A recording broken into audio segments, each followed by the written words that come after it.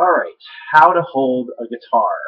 Uh, there's so many different ways to hold it, and of course, Mr. Pete does realize that I'm bigger than you guys, so there's lots of things that a lot of people can tell you. And of course, really the best way to hold the guitar at the end of the day is what's comfortable for you and dependent on the size of the guitar that you use. Of course, I've got mine, which fits me very easily. You guys, a lot of you are using big guitars. You're not so big, so it does feel a little bit awkward, and that's okay. You'll get used to it the more you play. The key is being able to play. The first thing that you want to do is most of you don't have a stool. The best thing if you have a stool at home would be to sit on the stool.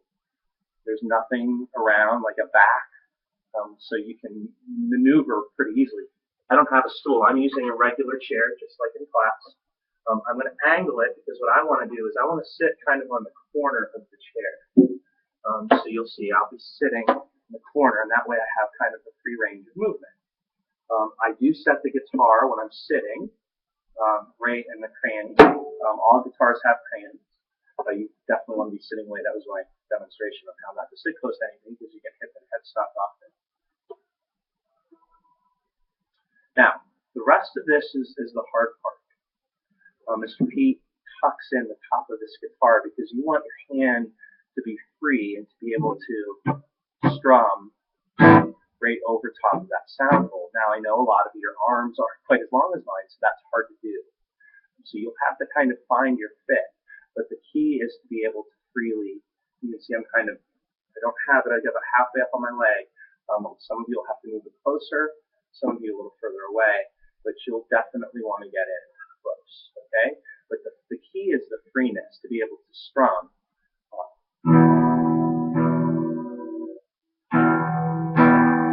Okay, both ways. Okay.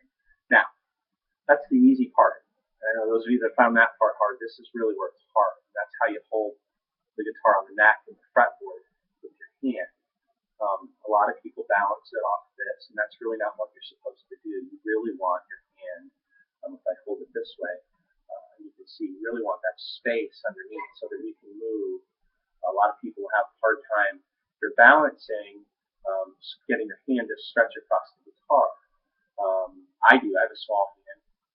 So I have to make sure that my hand's not resting so that I can play, even a C chord, which is 3 frets. And there's some that have 4th fret added to it.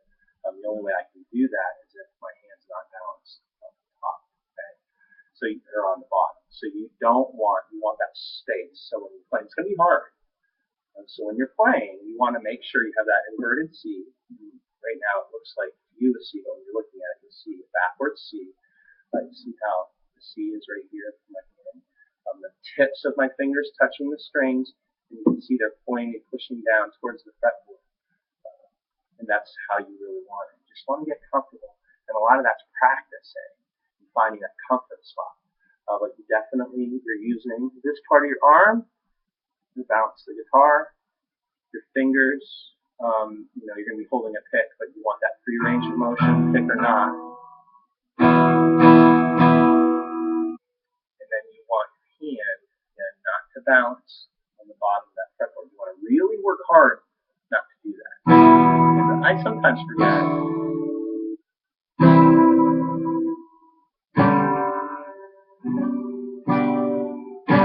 Okay.